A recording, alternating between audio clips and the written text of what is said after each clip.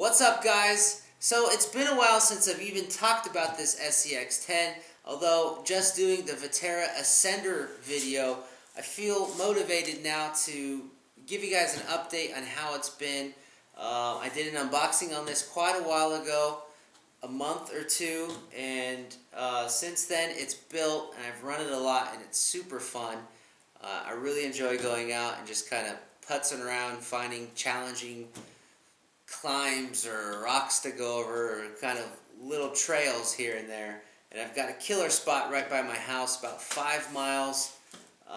It's super cool up there, plenty of rocks, and it looks like it was designed for a crawler. There's these big rock walls and these channels that have been cut out by water are perfect little trails to go up. But anyways, it's super cool. Fun truck. So let me just talk about some of the things I've done with this truck. I did add some hop-ups, and I had to add my own electronics because it was a kit.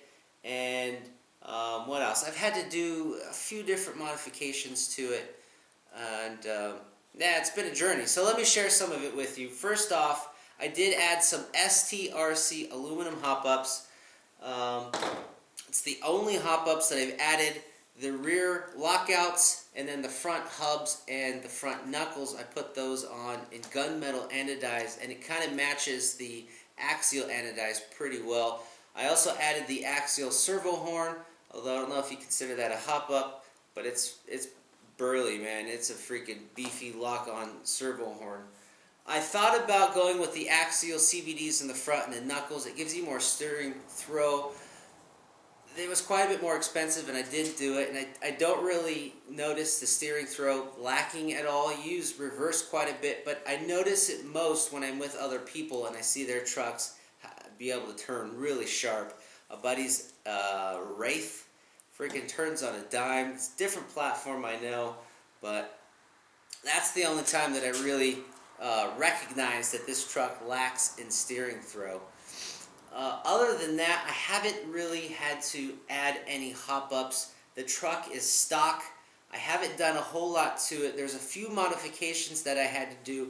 One of them was dremeling out the servo ears on the top of the servo. It's kind of hard to see, but when the axle was articulating at its extremes here, the top of the servo ears was actually hitting the chassis. So I dremeled those out, and I haven't had any problems. It wasn't a serious bind.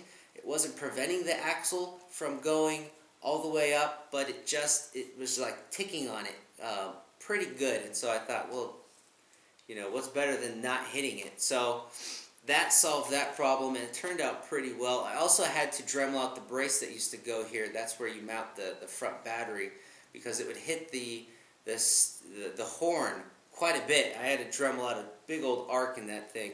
Although now that I've moved my battery, I just took it out completely. So some of the other mods, I learned a lot about these mods from online. There's plenty of articles and other YouTube videos on this stuff. This truck has been kind of beaten to death in that sense. But the drive shaft's in the center. I put the smooth drive shaft part down low. That was one of the recommendations I found online. In the manual, it's the opposite. And then there's also little rubber stops that go inside the shocks as limiters. Took those out. You don't need travel limitations, right?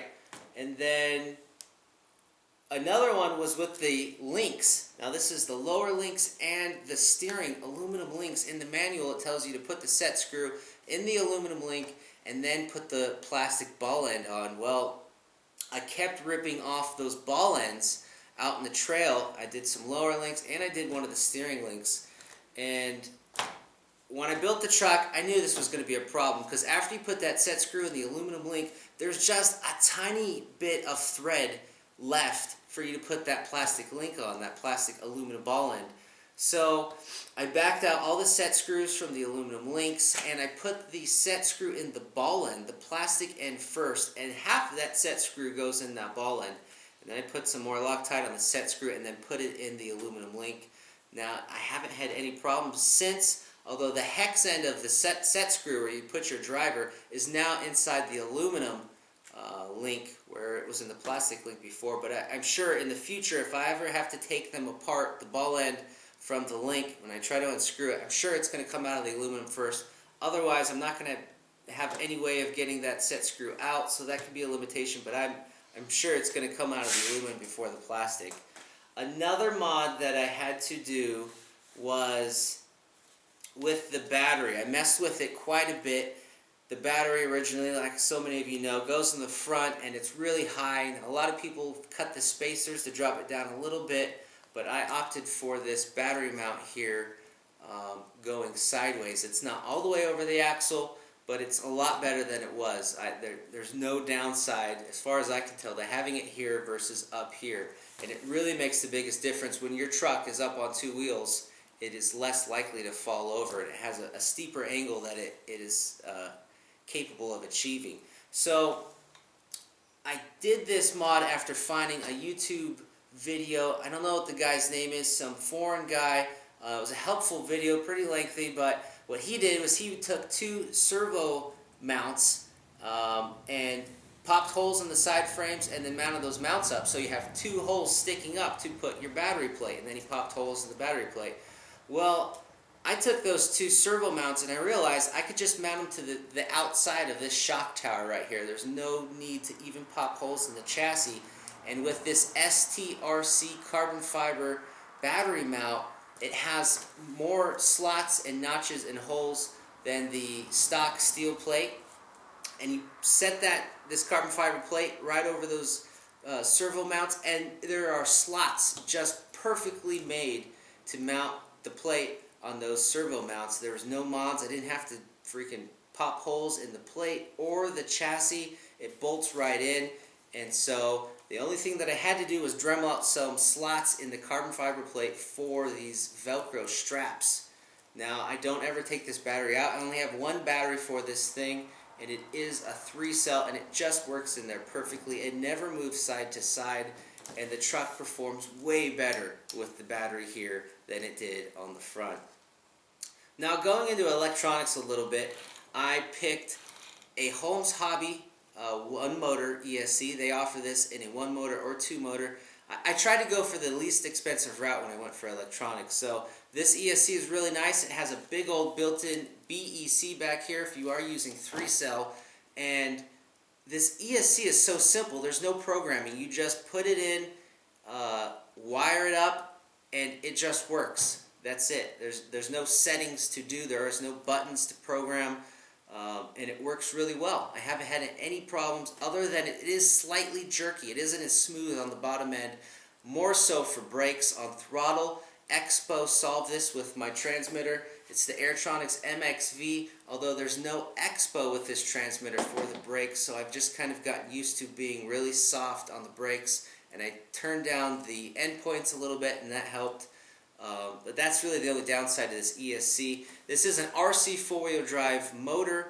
It works really well. It's probably as fast as maybe like a jogging speed with the stock pinion gear that comes with this truck. I think it's like a 22 or 21, 22, somewhere in there. But the motor works great at low speed and the really torquey stuff. No problems. Can't complain. The servo, it's a ProTech 150T. It's got 300 ounces of torque. Never had any problems other than when I ripped out the ball link from the aluminum link. But other than that, the truck works really well. The shocks do leak. They're pretty muddy at the bottom of the shock spring cup and at the bottom cap for the shock. There's quite a bit of buildup. They look like they need to be cleaned. But they actually feel all right, but there is evidence that they are leaking. Other than that, this truck has been awesome. These tires are RC four-wheel drive Swampers. They're super cool. They're larger. They're like the largest tire you can get in a 1.9, 1.7 or 1.7, 4.7 or 4.75, I believe, is the full diameter. And they're cool tires. I haven't actually used them running, other than just little light running here in my garage and in my backyard, because I don't have them glued up. The stock wheels that come with the truck aren't beadlocks, and I've spent a lot of time working with weights to try to dial in and find what's best for what I do. And I haven't been able to mess with these tires too much. They're super hard though. These are not very malleable tires. The rubber is stiff, and they feel like these tires are more for like mud swamping. That's kind of what they're intended for. So yeah, I don't think they're going to work really well in rocks. But what I do have for the rocks are these Pitbull Rockbeasts. Yeah, Rockbeasts. These tires were fantastic. The rubber is so soft and malleable that no matter what you're going over, they just kind of conform to the surface, and they're excellent. Now, I have these mounted on axial beadlock wheels. Excuse me. And inside, I have the axial weights. There are 2 rings that bolt together, and then they have slots for these inserts that you put in there. I have them in all 4 tires. It adds about a pound, and when these tires are on the truck, it's just fantastic. It goes over things that you don't think it could be able to. I mean, it just kind of blows you away. And these tires, after I messed with weights, I messed with inserts. So the rear tires have harder inserts in them, and then the front tires are slightly softer. It really helps out in the vertical stuff where the tire used to be flat. Now the rear tires kind of help propel the truck. And something else that I learned, originally I didn't vent these wheels. And then I had to take them all apart because they were developing flat spots in there because they were just so soft. So I took my drill bit and put 2 holes in the wheel. And even with the weights surrounding the wheel, they still vent really well. And I haven't had any problems, and they really hold their shape a lot better now. These are fantastic tires. I have tried, thanks to a buddy at work, some 2.2s on this truck. You have to really mount the body up as high as it can go and take this front bumper off, because the wheels, when turned and articulating, rub on the bumper and really kind of prohibits its performance. So taking that off, raising the body, and it works all right. 2.2s on this truck look, they look cool, but at the same time it's kind of goofy. But nevertheless, I don't really think the performance advantage to 2.2s is there compared to the 1.9s. These Rockbeasts work so well. I don't see a need for 2.2s on my truck after trying them quite a bit back to back with 1.9s. The only real advantage that I see to them is that it raises the axle height just slightly to get your truck up and over various rocks and other debris that's on the ground. Other than that, 1.9s work just fine, and I'm happy with them. I would like to try these tires eventually, but I need another set of beadlocks and some weights. I don't want to glue these tires to the wheels. Beadlocks are the way to go, in my opinion. So, try to think. What else was there? Upgrades, option parts, electronics, the mods. I don't think so. This truck has worked really well. The stock body works great, and thankfully this roll cage is there because I've tumbled it quite a bit down some really high rock hills, and it's come back down, and I haven't broken anything, thankfully. Like I said, the only issues I've had were with those links and the plastic ends ripping out. I did lose one light shield here, one of the meshes that came out, but who cares?